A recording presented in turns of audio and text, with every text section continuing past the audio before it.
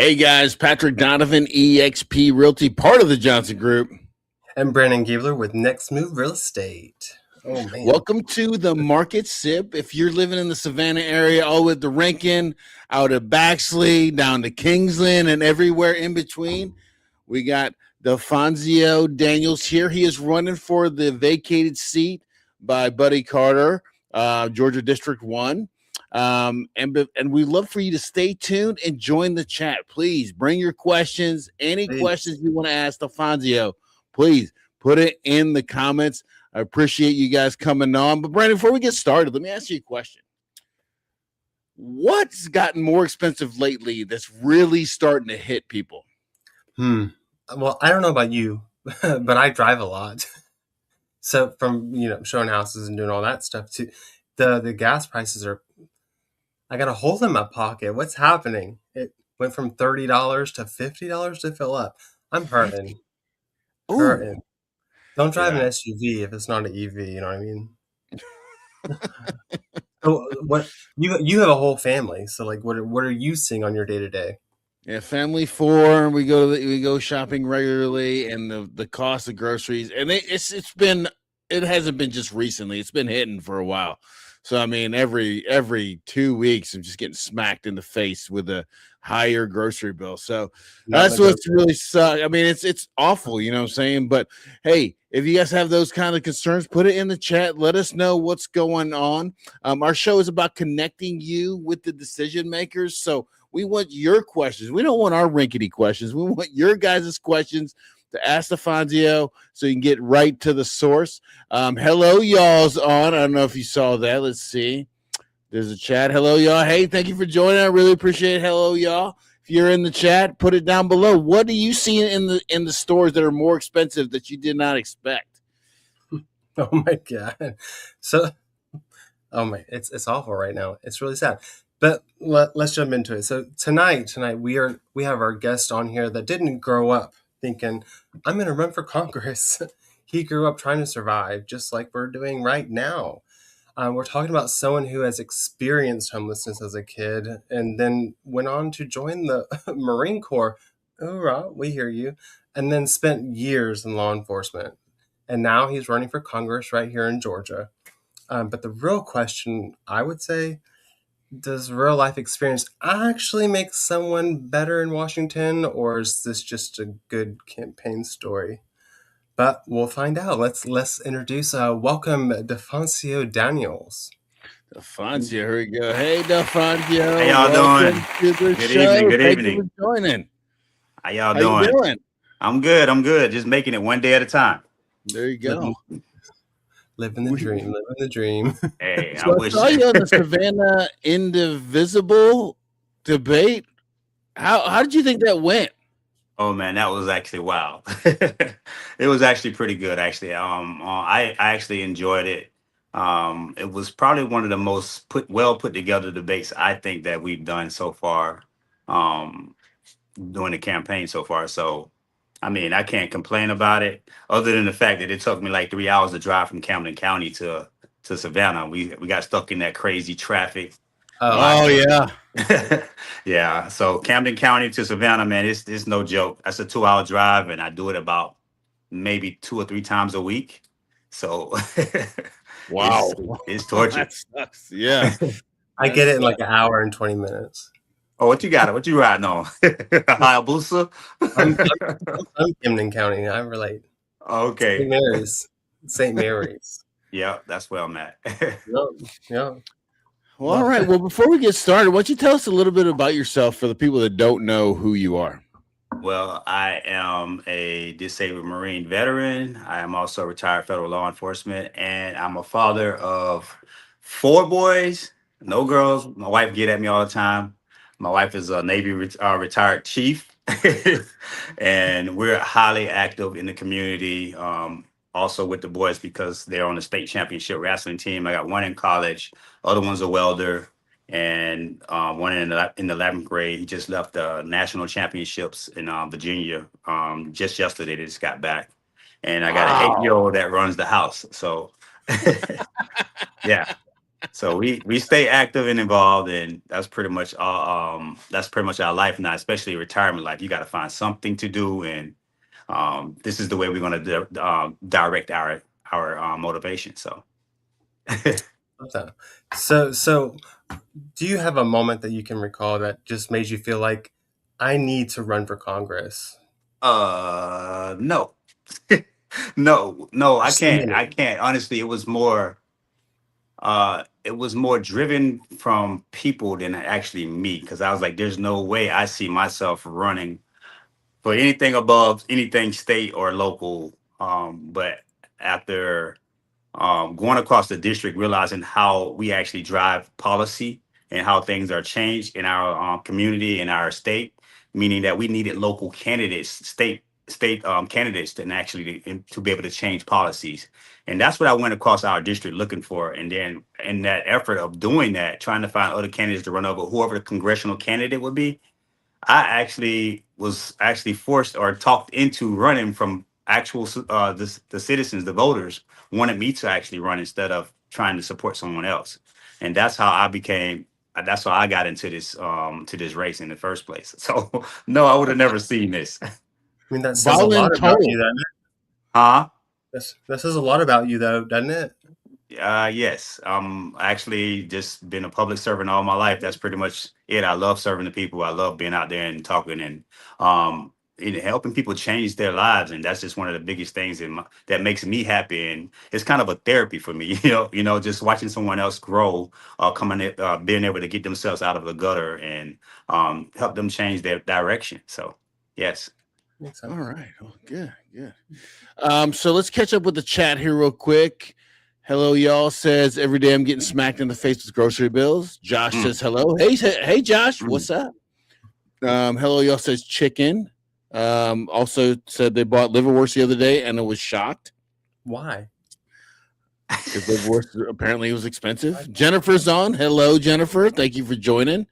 Hello, y'all. Say it wasn't Buddy Carter that led the way. And because he didn't give a hoot about anything or nothing. So there's Facts. chat. Yeah. Put you guys' questions in there for Defonsio. But first question I'm going to ask you is from our Facebook. And to show everybody real quick what this district covers, all the way up from Rankin, all the way down to Kingsland, to Waycross, to Baxley, Jessup, and everything in between. Right. But let's get to our first question. Here we go from Facebook. Okay. Matthew Swanson says the current representative of GA1, Earl Carter, supports data center construction and AI development despite data centers being deeply unpopular. Are you against the construction of data centers in rural Georgia? And if so, how do you plan to ensure that the message reaches rural voters? That is an absolute excellent question, and my response to that is I am for economic development, economic improvement, but at the same exact time, I work for the citizens, and whatever the citizens want is where my direction is going to go. So far, going across this district, I haven't heard anything positive about data centers. I've redone the research. Only thing positive about it is basically. Georgia Power is getting 26 point something $billion, just to go ahead and put, just so everybody clear, 80% of that is going into the running of those data centers. That means that is not for the public, you know. So I just want everybody to be clear on how that actually works. So the other 20% is basically going to be going towards what they think or what we call for the civilians that are the taxpayer dollars, but it's not. And the taxpayer dollars are actually going to be, I should say, the taxpayers are going to be the ones that foot the bill in the end anyway. So why would we spend our time in something like that if we're not getting any kind of anything out of Nothing. it? Anything. So, but at the end of the day, if we're going to actually go ahead and implement any kind of data centers, just put it this way. No, I'm not for data centers. To answer that question, um, it's because I cannot see anything productive that we are as citizens are going to get out of it. But if they were to actually come in, I will put all kind of restrictions or incentives. So if they're going to be workforce development, bringing people in that's local, transition, job training, and things like that. Also, barriers and distance. I say at least 100 to 1,000 to 2,000 feet away from the closest resident, noise pollution, water, sewer, you name it, we're going to throw it at them because we're going to make sure that the people that are near and dear to us are basically taken care of. We got that water intrusion. There, you name the problem, it's probably included with the data center. So, I mean, the only people that are benefiting from this, you have to also look at who's benefiting from it, and it definitely is not the American people at this time. Um, we're trying to get ahead of China. I know I'm going into it. We're trying to get ahead of No, China, but fine. it's the biggest things that we need to be. When I think of data centers and how many they're trying to influx into our society, I think of that show with Mel Gibson in it. It's like all deserts and stuff like that, just draining our Oh, resources out of the ground. Mad Max. Yeah, Mad Max. That's the thing I think about when I think about it. I was like, man, what are we getting ourselves into? But there's just so many things that come with that we have to actually really do our due diligence and researching it. I would put something around a 6 to 12 month restriction on any development until we actually get full research analytics data on it before we can actually go ahead and make it fully running and functionable. Wow. Sorry. Okay. So, no, it's good. I mean, it sounds like you had a lot of plans for, we are kind of fighting our own Port Wentworth battle with data Mhm. centers here. We're not happy about it. I'm not happy about it. I bring it up Patrick on is the every leader. show because I want to make Patrick's the sure leader. everybody knows. But, but what do you say to the people that say it's coming anyway? They just have to deal with it. What do you Yeah, say to them? And we got to that outsmart them. that's the thing. That's where Congress has to step up and do their due diligence. That's where we have to implement safe housing on these developers as well, and making sure that we actually are looking out for the benefit of the little man, because we already see it's that trickle down economics right now, and it's not working for us at all. Ever. For us, we gotta feed the root. If you don't feed the root, nothing else grows. For too long, I think our people have been used as political pawns. And I mean, just look at our healthcare system, for example. I know we off subject. We look at business, development, but never look at the people that actually work it.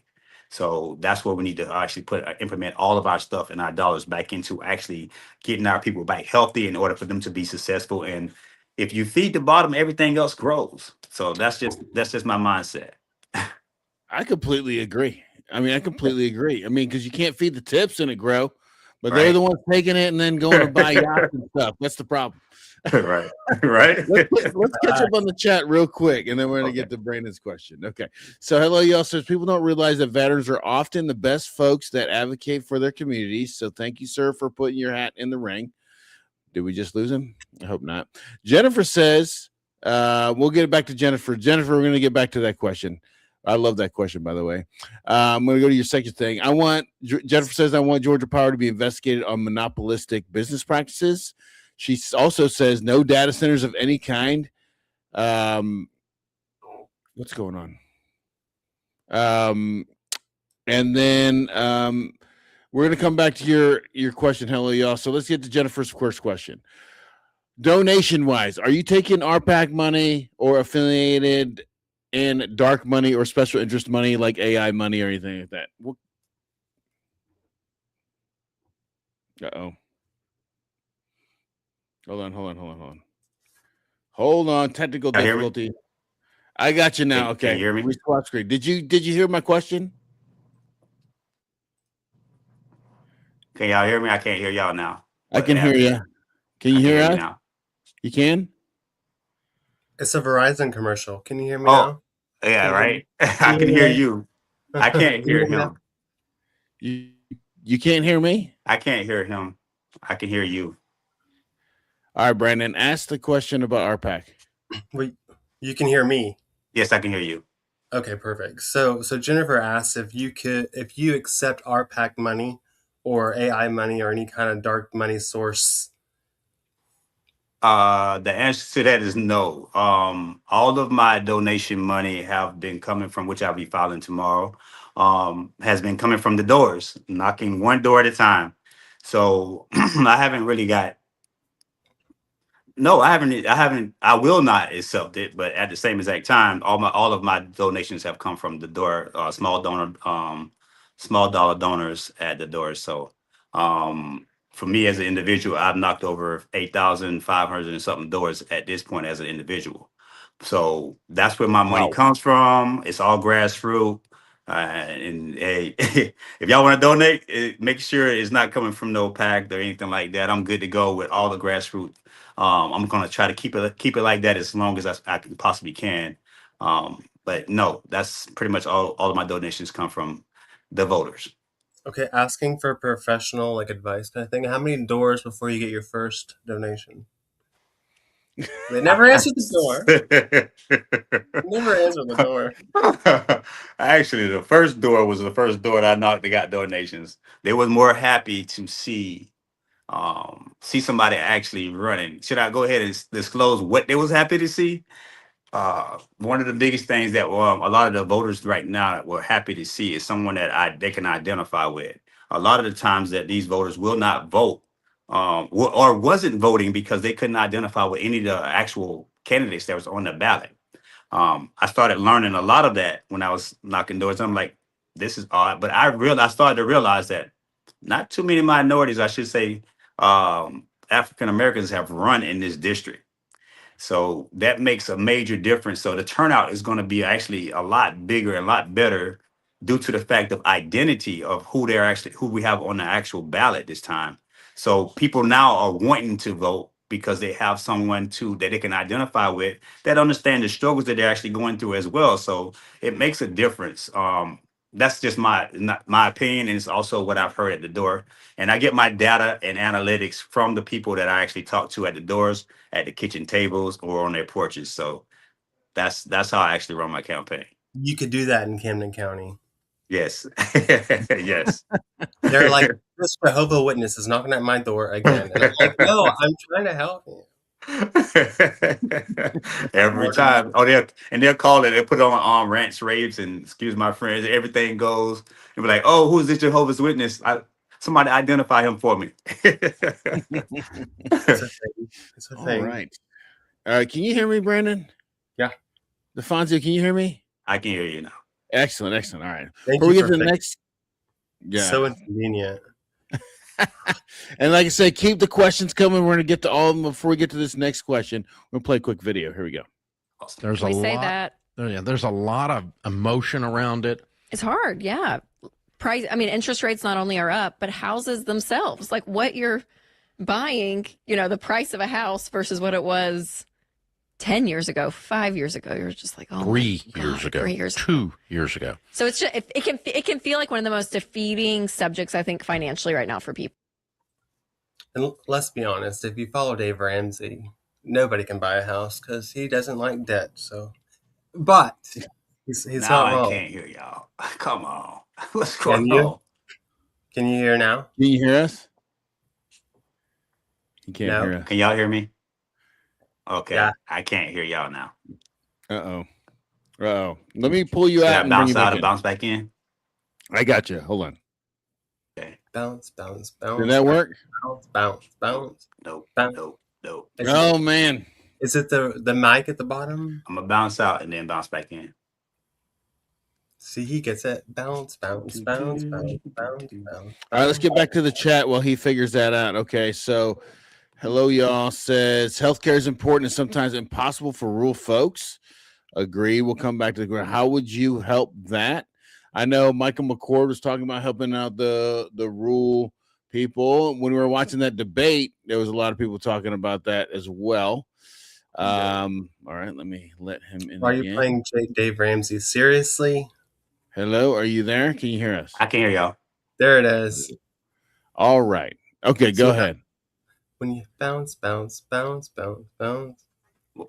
Sorry. Okay. So families in our area want the opportunity to buy a house to build stability and take pride in their community, but a lot of them feel like that's slipping away. So, what are you going to do right away to make that goal of home ownership achievable again and bring that lost hope that many are feeling back? Well, first, there is a bill or two that I want to actually get passed that I actually written already. Is the Housing Stability and Security Act. That would actually bring a lot of the issues that we're having with our housing, renters, ownership, and a lot of the stuff. So if I can get that plan and that bill passed, it would actually bring a lot of change all the way up and down the coast of our of coastal Georgia. The issue is it really is the economy at this point, and then you got all of the the jobs, how people are working. Actually, we're not keeping up with the cost of living. So there's a lot of problems that actually we have to actually deal with before we can even get to that portion of it. So a lot of our workers are working front end jobs with no back end, nothing to take home at the end of the day. So they'll be putting all their money into rent, putting all their money into electric, water, um, food. And by the time it's all over with, what do they have to save at the end of the day? So everything's going up, but your wages are still staying the same. So there's a lot of things we got to implement into actually bringing in people to being able to afford affordable housing. But at the same exact time, since we own the housing, um, let's talk about slumlords and all of these people that actually come in and not being held accountable for their actions. I This is know a why few. huh? I know a few. So one of the biggest things is we have a representative that actually don't do anything about it. I know this firsthand because as the NAACP housing chair, I dealt with it. As the commissioner for the Southeast Georgia Consolidated Housing Authority, I dealt with it. Reaching out for support because of what I've seen out there when I'm talking to people, when I'm actually trying to help people. Reached out to the Buddy Carter and got no help. The one person that has oversight, a lot of these private developers are coming from California, Minnesota, Ohio, out of state, but they don't have any regulations. The counties can't regulate them. The cities can't do anything to them because they're private. So which is another reason why I joined the Georgia for Initiative of Community Housing Authority the team, so that we can actually start regulating these private facilities and who can come into our cities and counties and develop stuff. So now they're tailored. We're not allowing any more of those people or those developers to come into our counties or cities anymore. So I implore you, if you are a county in District 1, join the Git community, GICH. Join that community, and if you don't, you'll be probably a freshman in those communities, and we can start helping you develop those developing your boards in order to keep slumlords like these that we're dealing with now in Camden County, McIntosh, and Glenn County out of your communities. So, I mean, I can go on and on about the housing problems that we have. So, uh, but yeah, so there's a lot of things that we can actually do. I'm just hoping that if you guys ever get a chance to go to my website, I'm getting ready to start uploading all of the bills that I want to actually push through. And the housing, I have a really unique housing plan that I actually want to get pushed through Congress. If I can't do it, then I'll give it to somebody else to push it through. I'm guaranteed to be beneficial to everybody. Can you do me a The- favor when you get the chance? Can you put that in the chat, Defonsio, your website, so people can go to it? Can you Yeah, just type it in there real quick? My link. yeah, I put it in my link. okay. Well, But is it can you put it in the chat? GICH? It's Daniels number 4 GA.com. Yeah. So is this the same thing that Mayor Van Johnson he just put out today about a lot of these homes downtown and the slumlords not taking care of them? Pretty much a lot of that's yes. I can tell you, it's been a real nightmare. But at the same exact time, here in Camden County, I've forced DCA and HUD to do their jobs. What they do is they come in and they do inspections. And when they do the inspections, they do spot checks. So if you ever go on my actual Facebook page and go way back, you'll see some of the actual damages of people living in mold infested. I'm talking about straight black mold, wiring problems, you name it. but these are conditions, and they've been tested, and it's positive for black mold in these areas, and they just let them live in that stuff after being reported so many times. But DCA and HUD, which is supposed to be the enforcers. So these companies can't receive subsidized or HUD funding from federal, which is our citizens' money, taxpayer money. Um, in order for them, they have to be able to. They have to fail those facilities, so they can't get it. In order to force those slumlords to actually fix and have some kind of take some kind of responsibility. But if they're not felling them, then it's going to continue on the same problem. So, yes, I forced them to do it down here. So that's one of the biggest things is actually staying on top of them and bringing the news into it next. That's what's going on next. So, Oh, Just throw I some like it. kills on it and you're good. yes, Throw some sir. kills on it and you're good. All right, so let's go back to the chat. I'm going to try to catch up a little bit. I'm going to come back to the question.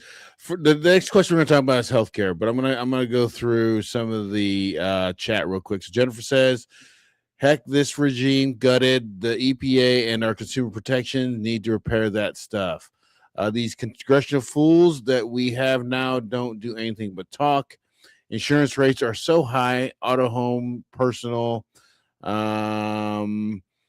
I'm a type 1 diabetic. Just hello, y'all. My insulin should be cheaper. So thank you for talking about healthcare. Hold on. Jennifer says, for real, no more billionaires in office. Okay, so now let me go back to the question. Okay, so hello, y'all says, what about healthcare? I have an autistic son and myself, I am a diabetic. Healthcare extremely important. I haven't seen the lower cost in medication that was promised. So what would you do to help with medication if you get elected? Well, we're definitely going to reduce the prices, but I actually have a bill. It's called the Working Families Health Security Plan. The Working Family Health Security Plan, it ties in national health coverages. It's a proposal that actually would bring, it's multi-tiered. So the way I developed that plan is actually something similar to universal health care, but it actually tailors to each and every level of what are you doing, what you're doing. But at the same exact time, there would be no one that would have to be, it's very similar to universal health care, but at the same exact time, everything that she just mentioned would be covered within this bill. And when I say it's layered, that means there's a low, mid, and high tier level of healthcare that people want, because you understand that we live in a democracy where we have everybody there. They want something totally different. So the plans can actually be tailored to what they actually want, so they can go in and plug in, hey, I want this, and this. But at the same exact time, we have to understand that our healthcare system is all, what do they want to say? I got private, I got this. It's all one thing, regardless of what you want to call it. It really is. That's just the truth of nature. People don't want to accept that, but that is the realistic picture of what we actually have right now. So my plan would actually save $1.7 trillion a year. $1.7 trillion a year. Negative. And huh? Negative. Yes. I will also be posting that on there so people can run through it. You're gonna have to read about 30 pages. I've been working on it for about 2 years. Oh, wow. Yes. Commit. Yes. I've been plugging in a lot of stuff, just looking at where we can save at and going through each and individual level of what we're actually dealing with right now. We already know how Georgia ranks almost dead last in the United States. So we know that we don't put any effort into our people. I mean, we went back to what I was talking about earlier, and that's just the nature of what we at. But as far as from what I'm looking at right now, yes, that would actually get covered. There is also a serious illness job protection and recovery act that I have put out. The reason why I have that is because a lot of the jobs, small businesses don't have any securities to cover them when people just say, for instance, I tailored this bill because of a young lady that I ran into that had just had a heart attack. And then they called her, as soon as she got out of the hospital, she had to go to work the next day. And I was sitting there and I was talking with another friend of mine, Republican friend of mine, and she was giving us her story. And I was like, oh, that's just terrible. And then on top of it, the while we were in there, the manager asked her to work doubles, and she still had the tape on her arms and on you could see it on the chest. She still had the little sticky stuff on her arms and stuff like that. I was like, I oh, know where man, she's working. I you know where do? she's working. Yup, Yeah. sure did. Sure I'm did. like, oh my gosh. So I came up with this bill because of her in particular, and I can't wait to at least present it to her so she can see that we're actually working for people like her in those situations like that, in jobs that don't have the um buy-in services that they should have to be able to cover people when they can't come into work as well. So So does this help? This like Georgia at will work state kind of thing? it does. It will actually strengthen it. It'll probably abolish it in itself, replace it entirely. So, Jennifer knows. Jennifer. so yeah. What is that? I had a person. She was on the schedule and she got in a car accident on one of the biggest intersections. And they're like, "But are you going to come in?" Yeah, What? man, I can't. That's just disturbing. That's very disturbing and heartbreaking. Just to sit there and listen to it, and then to think you got these heartless bosses or people that actually people that people that can work and don't work. I mean, I can go on and on because there's a lot of times like, oh, people, you need to get up and go work. Yes, a lot of people out here that can actually get up and go work. But there's a lot of people out here that are struggling. If they miss a day, they in fear of losing their job. This bill would actually help them and secure it, make sure that they don't lose their job, and it'll be there when they get back, and it'll also help out the business owners as well. Wow. Picked up doubles for a job. Okay. Jennifer says, I'm glad to hear you don't take that money. Both of my significant other and my dad are veterans. Hello, y'all said that's right. That identity matters. Jennifer says, I agree with the Buddy Carter stuff. He's a large sorry. And the stain on humanity. Jennifer says, speaking of the economy, you will help file papers to impeach the president if he's done treasonous things. She wants to know if you would. Are you okay? Let me ask you this: if you do get in, are you gonna? I guess she wants to know: are you gonna impeach the? Are you gonna try to impeach the president?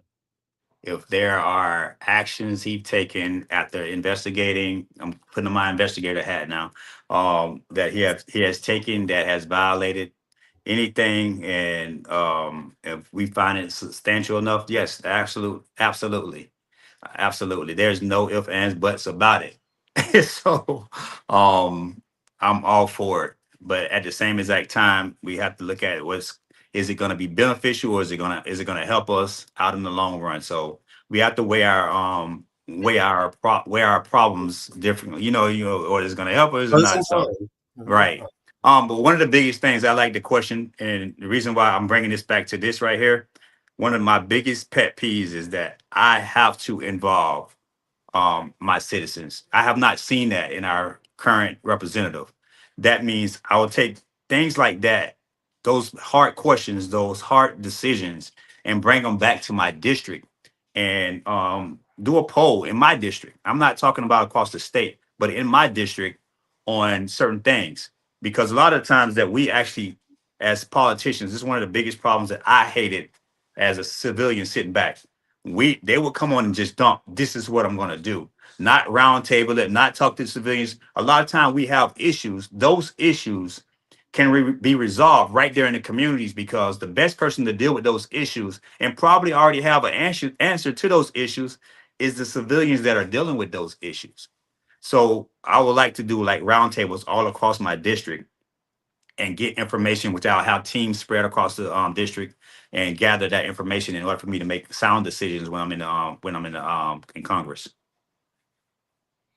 Wow. Okay. So you're going to involve everybody. I would love to Yes. see more of that, because it Yeah. seems like we were talking to David Dilley last week about, well, I mean, it looks like the people are just running, the city just runs people over and does whatever they want. It seems like the Camden County Congress- Camden County doesn't have to deal with that. They got well, nothing he's better not to just do. representing Camden County. They got nothing better to do. But We got other problems. We got other problems here. I can vouch for that one. well, speaking about another problem that we're going to be dealing with potentially in Richmond Hill, check this out. Potential nickel refinery and the potentially dangerous chemicals that it could produce. As for nickel refineries, those are very rare in the U.S. here, and Westwind is one of the very few companies that's trying to bring this industry stateside. Westwind is looking to buy the old Caesarstone manufacturing facility in the Belfast Commerce Park. And they got no negative things, even though they're like less than a mile from an elementary school. Okay. So we covered a little bit earlier about the data centers and everything, but with the projects that are proposed with the data centers near Port Wentworth and then the nickel refinery in Richmond Hill, how should the government balance the economic growth with protecting the local communities, especially the ones that are affected most by these kind of projects? That's very interesting. So that one's in which one? That one? Which one is that one? Richmond Hill has Richmond Hill. Oh my God! So the question is, how should the government balance the economic growth with the with what else? What was it? With protecting like the local communities, like Oh the my people gosh! that are in the communities with what they put out, the stuff they're lying about. I mean, there has to be so many things. We were just talking about. I think we were just talking about the EPA and man, there's just so many things that we have to actually put back in place where they actually were before in order to help out a lot of the things. But now my issue with that is that how hard they're pushing it. They're talking about the local government, and they're not actually looking at the actual the damages. I don't, for me personally, from what I heard just talking to some of the residents, they're not looking at the potential damages. They're not looking at the what the citizens actually want. So the biggest thing is this: if you're going to actually go ahead and try to push something like that, you have to actually put in some kind of safe housing, safety factors for these our residents. And back to what we were talking about, like for data centers, they have to be they have to be some kind of data that actually supports it. Some health studies, some safety studies, some what is the economic economic repercussions of it. How are people going to receive? It's already up though, right? That one's already started. They already broke ground. They want to buy that area, but they're talking about going through with it anyway, even though the state and county decided like we're not going to give you any incentives for going there. But they haven't. I don't think they pulled the trigger yet. So they haven't broken ground yet, because my understanding they broke ground already. Maybe you know better than I do. I'm not sure. I don't know. You're higher up than we are. Yeah. So from my understanding, they had already started breaking ground on it or something like that. But if not, that's but either way, there's just so many things, just like I said about the data centers, that they have to implement and put in safe all kind of safety factors of it. The counties, the cities, they have to basically go ahead and say, we want these things right here as our mitigations, that you can't do this, and this. Your company has to be able to do this. You're going to pay this. My biggest problem is we are so hell bent on what I call it, the welfare rich. They have to start paying their fair share. So we've been paying our taxpayer dollars to these companies, and we haven't been getting our fair return back from these companies. So they have to, our counties, our cities, they have to start implementing stuff that is actually going to be beneficial to our citizens, and in some way. So we got, either they want to pair up with eSplosh, or some kind of push to one of the educations or something like that, or our tax dollars they want to implement into that, or the roads. They have to actually go ahead and start actually making these companies, when they come, give some kind of incentives to actually help out our citizens. That's one of the biggest things that we've been missing out on. I'm sick and tired of them coming in and just overdoing everything. you're making too much sense. You're confusing people. Well, I think a lot of time what's happening is that the cities and counties that are approving these things are taking the investors, like their rights to their property is more important than everybody's rights around it, right? Yeah. So like just because they own it, they should just be able to do whatever the hell they want, regardless of where it's at. I think that's the part that everybody gets frustrated about. All right, let's get back to the comments here real quick. So we get back to this one. Hello, y'all says, what about gun violence prevention? What are your thoughts on that? Would you support sensible measures already on the docket in the House by Representative Lucy McBath, the Go Safe Act? We're in the South. We practice. Well, I do support the background checks. I do support practically everything that they're actually putting out there right now. I'm just going to tell y'all, be honest with you. I'm a jarhead. I'm a Marine. I believe in carrying. So, and I'm going to carry. So that's one of my biggest things. And my kids know how to use their weapons. Gun safety, what I believe is gun safety is only as safe as the person that are actually, handling it for 1, 2, and teaching their family how to actually use it, or teaching them how to actually the safeties and everything like that. Keep, Marine Corps, military. So, but at the same exact time, we have a bigger problem of people in our communities that just leaving things that aren't safe or just laying them out. And Savannah is notorious for the secure cars and people walking out and just taking weapons out of the car. That's what I've been hearing a lot of that too. So we have to actually be accountable for our actions when it comes to weapons. So will I put any implement any more safeties in the safeties in there? I will if there's actually a cause for it. But at this time, I'm gonna tell you right now, there's not too much we can do when it comes to guns right now, other than what we've already implemented. The guns right now is almost like that virus you can't get rid of, especially in the United States. We got so many guns. How many street killings or whatever could you track back to someone who got a background check? Oh, yeah. It's probably stolen or borrowed or there's not. Yeah, it's a Are you lot. kidding me? It really is. Yeah, that's an erroneous thing to say. It's not. No one can back that up with anything. Right? It's just an erroneous statement. So say if I go steal your gun out of your car and I shoot somebody, you're held accountable.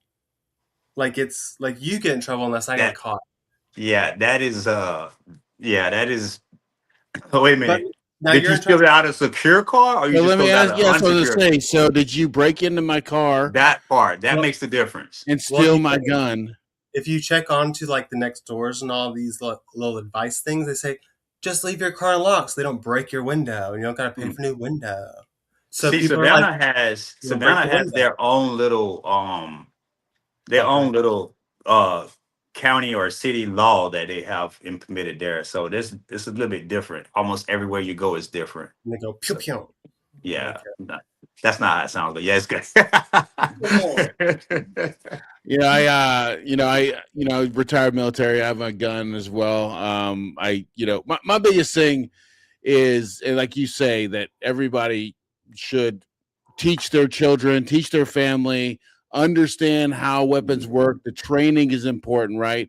And that's the biggest thing I have, right? When I think about gun safety, right? We used to go out to the range. How often as a Marine did you guys go out to the range to shoot?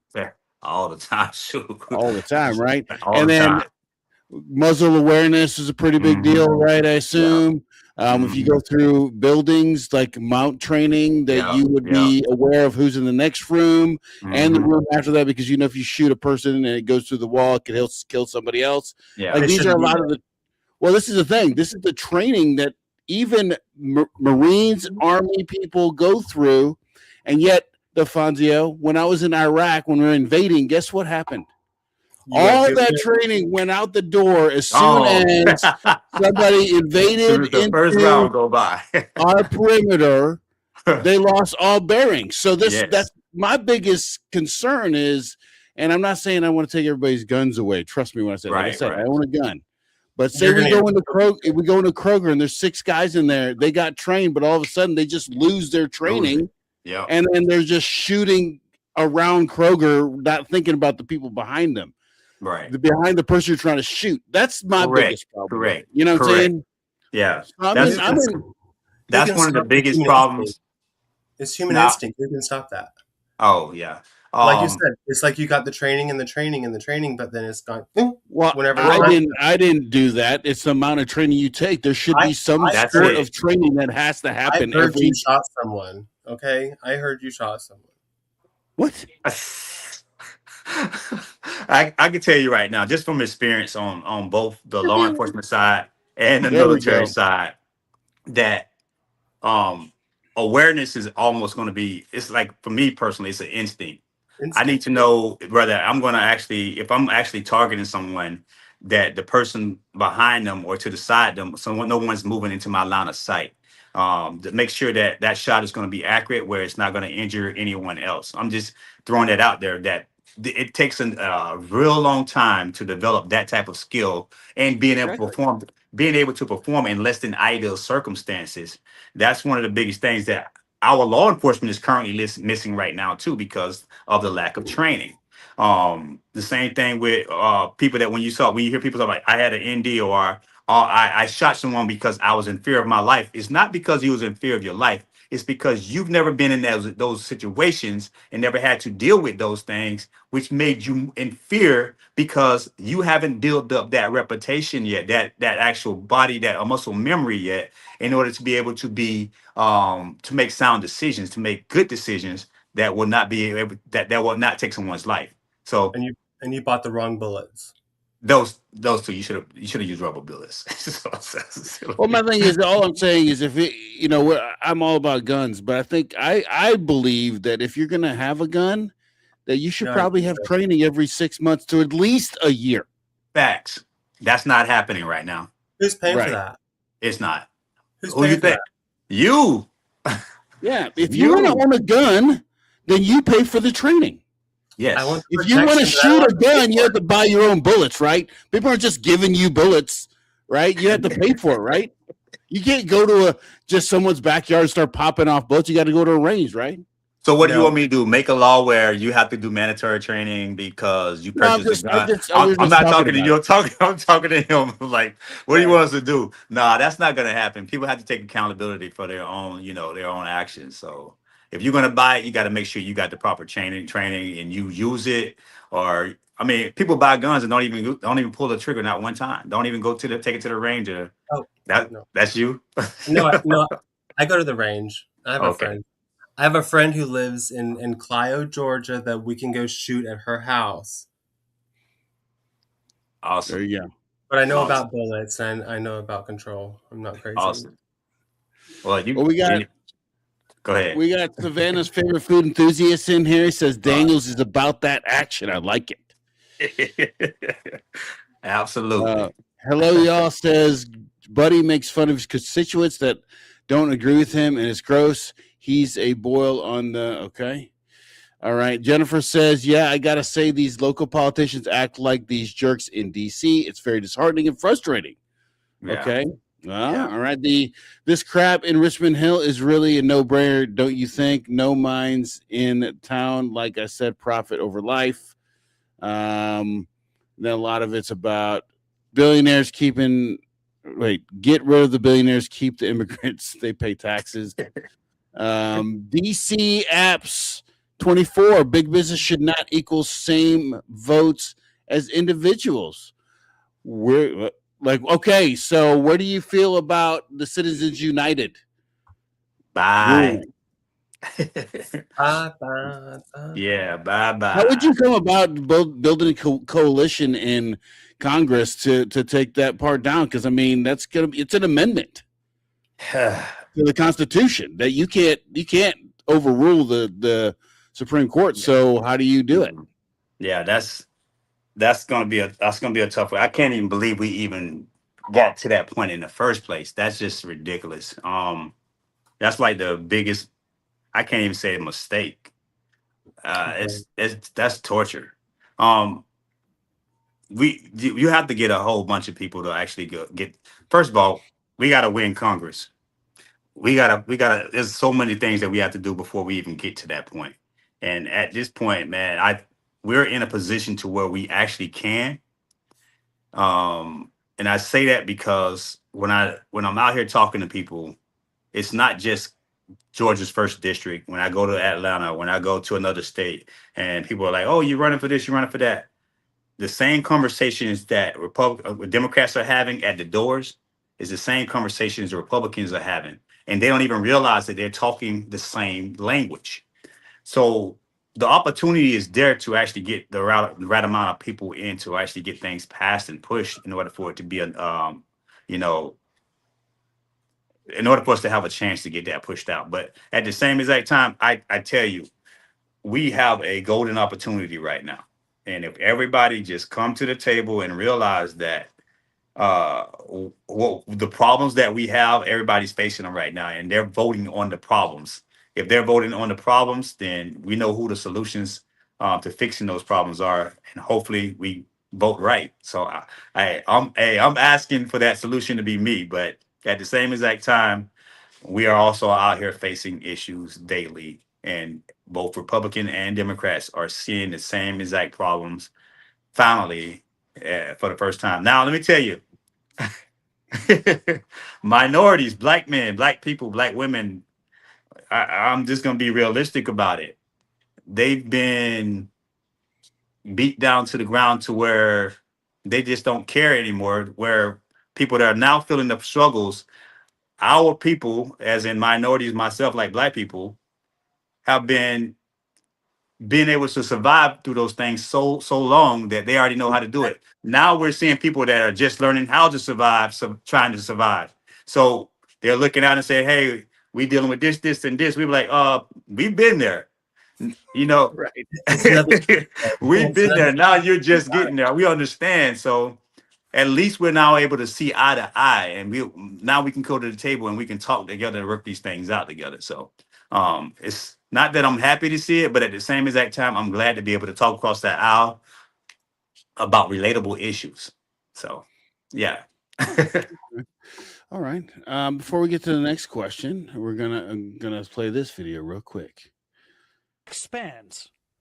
CENTCOM announcing the arrival of 3,500 sailors and Marines aboard the USS Tripoli, and more reports of U.S. casualties. Several American servicemen were injured, according to the Pentagon, after an Iranian missile and drones slammed into this American airbase in Saudi Arabia Friday, shown here before the attack. I actually was stationed at that airbase for a year. Before it got crazy. Good Yeah. for you. So, I mean, as a Marine, you obviously know this. This is what's going on. and we've been in conflict with Iran for a long time. Yeah. Let's not be crazy. So what role should Congress play in authorizing or limiting further military involvement, if at all? Grow a pair. That's the biggest thing I can say about it, because I mean we got to go back to our War Powers Act and start actually doing what we're supposed to be doing in Congress, bringing these issues to the floor, debate them, and then come as a team, as a Congress, then go out and say, hey, we're gonna do this, and this, but not go out blindly into an open end war where there's no plan. At this point, to me personally, there's just no plan to actually be out there. So we have to be able to enforce the Constitution like as it's written. I just don't agree with nobody having that type of power to just go in and just declare war at any given time. That's just no president whatsoever.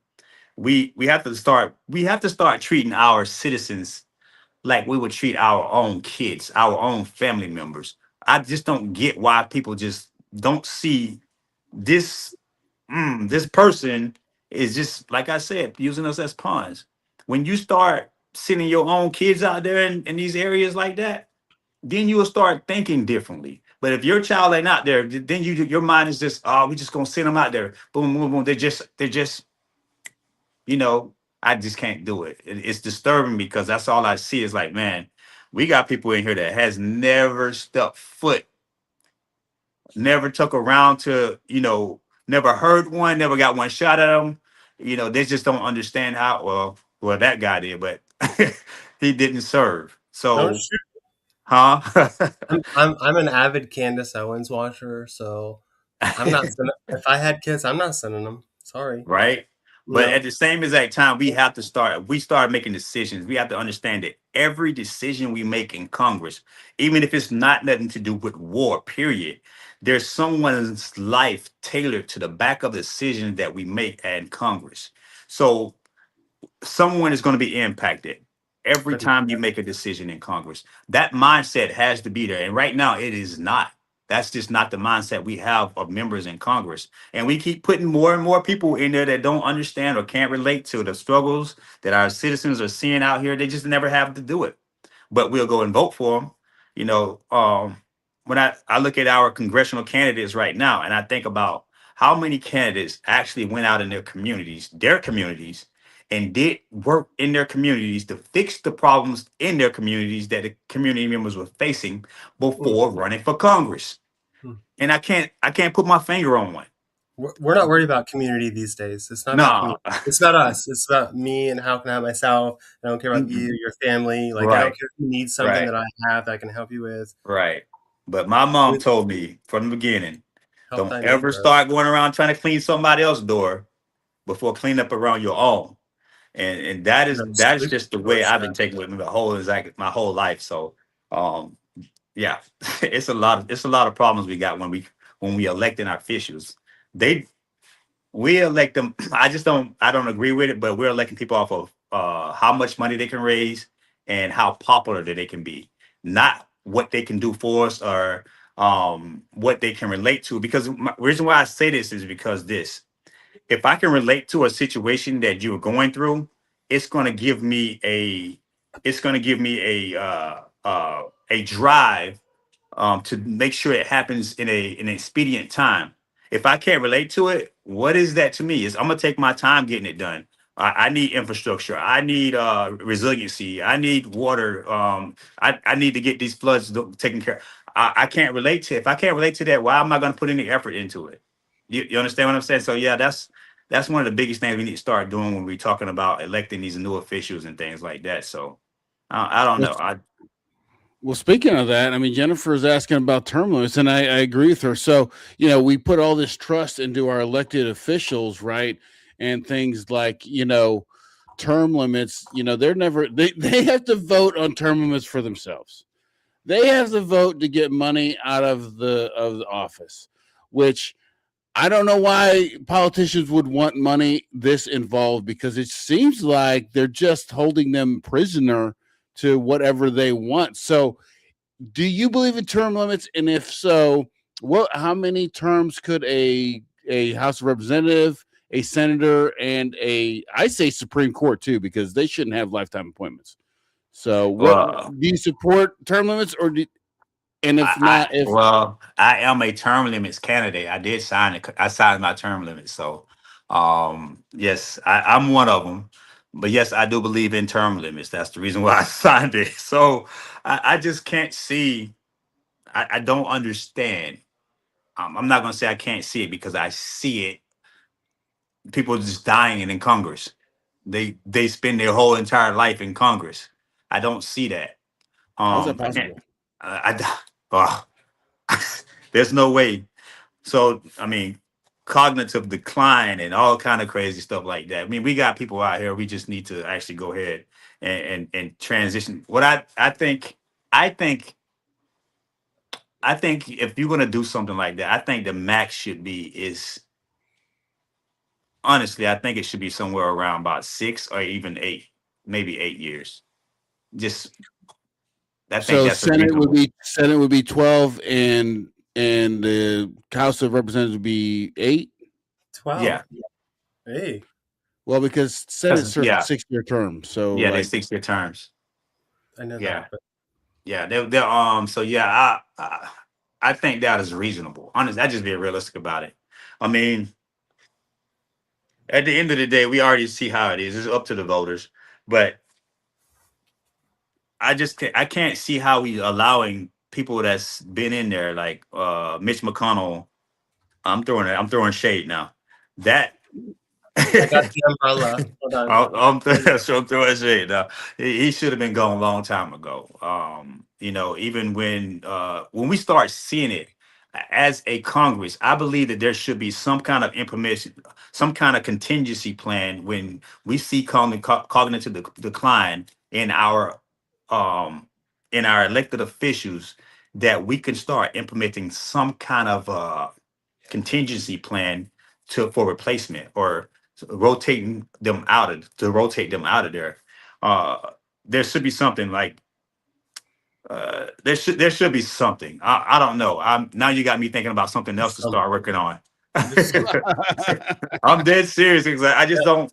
I think there should be some kind of act that would actually be able to help, instead of letting them stay in there and, like, watching Mitch McConnell pass out or fall down and do all kind of crazy stuff in the middle of Congress. And that's just unset, and that's unset as other leaders too, to just continue to allow that stuff.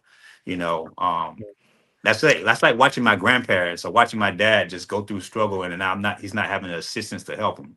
I just can't Yeah, and see. then just letting him continue to do whatever he's doing without any restrictions.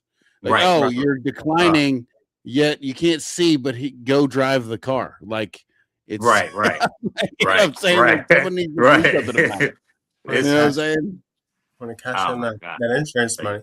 So if you got elected, what's one promise that you're making tonight to the people that are actually watching and care about this, that we can hold you accountable to? Well, I'm you gonna can hold hold me. I can promise this. I know where you live.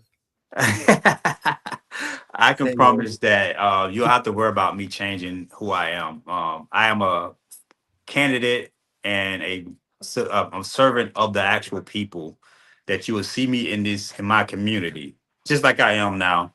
When I'm home, I'll be out in our community, just doing the work of the people, making sure that everybody has what they need to have. Making sure I'm holding your local electeds officials accountable, because when they're asking for federal dollars, that those dollars are going in the right directions. And if they're not, then I just start directing those dollars where they need to be directed. That's just how the federal government should be working, but they're not. So we have to have oversight. I can promise you that I will make sure that I will have oversight, and make sure that everything is going in the right direction it's supposed to be going. And I'm not a changer, so I know where I come from. So I always remember where I come from. I agree 1000%. Tony said term limits need to be adjusted. Well said, gents. Jennifer says the leaders of the House are really bad jokes. Both sides are broken and screwed up. She thinks billionaires are big fat liars. I agree. And Yeah. and Yeah. she wanted to ask one more question. Jennifer did. I'm going to give this as the last question. Okay, so what about immunity to the glycified poison making company, most likely Bayer Corporation, since they bought Montecito, who was Roundup? Did you hear about this with the glyphosate or whatever, the poison that's in Roundup? They kind of gave them immunity so they don't have to face the charges. Have you seen that? What do you think about that? I'm gonna tell you right now. Good answer. I wrote a whole essay on this whole thing, and then it was torturous. My response to my professor, because I'm actually working on my master's in public administration right now in Liberty University. He's like, do not try to tell nobody about what you're trying to do to fix that situation, about the Roundup, about pollutions and the pollutants, and how they're getting away with it, because nobody's gonna want to listen. My biggest thing is this. I grew up in the fields and working around all kind of pollutions, and watched my grandparents and uncles and aunties get sick daily, or even passing away from these. Don't talk about it. Yeah, so there's just so many things that they're exposed to in those environments. There's no insurance. So who are we holding who are we holding accountable? So yeah, I actually did write up a whole thing of how to actually negate it and challenge our elected officials, challenge the producers of these poisons, and there's just so many things that we can do. But I like I said, uh that one is going to come later on down the road. But at the same exact time, there's so many things that we can do to make sure that these people are actually getting the benefits and services that they need, and holding every last one of these companies accountable. But at the same exact time, we got to, as citizens, not we had to, as citizens, realize who's passing these things, how are they getting these things passed through your state government. How, if we realize how they're getting them passed through the state government, then we can actually start building a coalition, building a team of citizens that can actually educate. All right, I'm just gonna stop right there, because our number one problem right now in our state is education. 9 Camden County. Stop it. It really is education. We have to educate our voters. If we don't educate our voters on the problems of our local, state, and federal, we will never be able to be successful in anything, because right now the way the system is designed is to keep us blind, distracted, and just that's just it. They want to keep us blind and distracted, and that's not how we should be. But there's a lot of things we can get to do to change that. I agree with you, and that's kind of the reason why me and Brandon decided to do this, is to educate ourselves on the candidates that we're going to be voting for, but also bring along the people that to join the ride with us and learn about our candidates as well, so that when we go to the voting polls, we know who we're voting for. I got to tell you, last time I went, half the people, I have no idea who I was voting for. You know what I'm saying? So I wanted to change that, and hopefully we are doing that for people. But is there anything, Defonsio, that we didn't ask you about that you wanted to bring up? No, you guys covered a lot. I actually enjoyed pretty much everything that you guys covered over here. The only thing that we didn't really go over was the government shutdown, TSA. I mean, there's just so many things that we can cover. So, what do you want to say about it? Don't get on a plane. It's going to crash. Stay at home. Whoa. Whoa. Oh, wow. No. So, I'm going to actually try to implement, it's called the Government Accountability Act. It's a proposal to force the government to actually pay people during these government shutdowns. So there's a contingency to it while we're having government shutdowns, instead of them having to force people to not to receive any funds. There's a way that we can actually get people to get paid at the same exact time while the government is shut down. But at the same exact time, the Congress members will not be funded themselves during that government shutdown. So I'm going to introduce. There we go. So yeah, that's one of the biggest things I want to actually hurt them anyway. propose. They get too much money. They have too much money going in there anyway, right? Yeah, So they don't care. They get See, my whole thing is, I'm not even in it for the money. I'm in it for the people, and that's just realistic. I can live off my retirement and be good at the same exact time. But at the same exact time, I think it's time to start putting Congress back in the hands of the people, or putting our government back in the hands of the people. It's lost a long time ago. Yeah. Good luck. Totally agree. Thank You got to take them back. You got to take it back. Citizens, it starts with Citizens United, then term limits. Yes. Then we're going to take the rest of this thing back. That's right. Let's make it happen. Yes, sir. Brandon, was there anything else you wanted to ask Defonsio before we let him go? No, I kind of wanted to know how your whole debate thing went, but we saw that, so I don't. Y'all missed the show yesterday, though. Was that yesterday? Yeah, that was yesterday. Day for yesterday. The rallies. I got into it with one of the Republican candidates. Oh, really? It was bad. It was. Oh no! Which candidate? It was Eugene Yu. Okay. I was doing my speech, and he came up and he was cursing everybody out, and I was like, "Don't talk to the citizens, talk to me." And then he came up and He literally stepped on my foot and put his face, I almost kissed him in the face. So I gave him the stiff arm. And he Whoa. almost, let's cut it out. He almost hit the ground, and it was pretty much that scene. I was like, "Don't do that ever again." Whatever, whatever, whatever. That made Brunswick paper. So You let him know the Hyundai plant. I like, no, that's not gonna happen. Dude. Like, mind my space. I'm mine. You can talk to me from a distance over there. At the end of the day, I'm a man. You're a man. I'm still a jarhead, regardless of what you might think. So it just Watch is where what you're it is. stepping.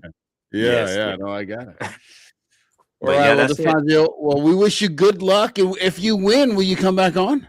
Most definitely. Yes, yes, Excellent, yes, sir. excellent.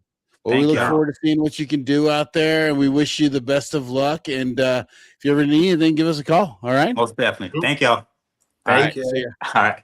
Bye. Bye.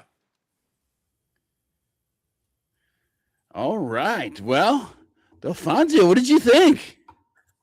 I mean, I was curious about the last part. I think that was it. I think you just pushed him down, and that was good. I was like, wait, did he escape from the Hyundai plant? Like, what's happening? Do you not understand how this goes? You don't do Whoa. that to people. Yeah, step on their feet. Well, I want to say thank you all for watching. Everybody that came in. Hello, y'all. Jennifer, Tony. A couple new people came in. I gotta find them in the chat. You know who you are. Thank you guys for coming. I really, really appreciate it. I mean, they know who they are. And please watch the last video of David Dilley. He represents Georgia 161 at the state level. Michael McCord, he's actually running against Defonsio. Krista Penn, she's on the Republican side. That's also on the channel. Okay, and then don't forget tomorrow night, 8:00. I'm coming back again. Me and Tony, Savannah's favorite food enthusiast, when we interviewing Bill Visigio with Rocky's Deli. So you definitely don't want to miss that. He's talking about what's new going on in Rocky's Deli and all that stuff. We're going to cover out some of our older episodes, the sandwich episode. It's going to be super good time. You got anything going on, Brandon, that everybody needs to know about? A whole lot that nobody needs to know about. That's fine. I'm interviewing not anybody that owns a restaurant. So just call me if you want to buy or sell a house. You know? Exactly. And if they wanted to call you, how do they get a hold of you, Brandon? It's 912-656-5218. And if you want to... I don't send pictures anymore, so don't hit me up for that. All right. Okay. And then if you want to get a hold of me, call me at 912-657-3544. If you haven't seen down below, was scrolling all the house stuff. So you have questions about all that kind of stuff, you know, you can give me and Brandon a call. And I really appreciate you guys watching. And I'll talk to you guys next week with Amanda Hollowell next week. Don't miss it. Amanda Hollowell. If you didn't see her in the debate, she was brilliant. So, you know, love that one. All right, guys. I'll talk to you soon. Toodaloo.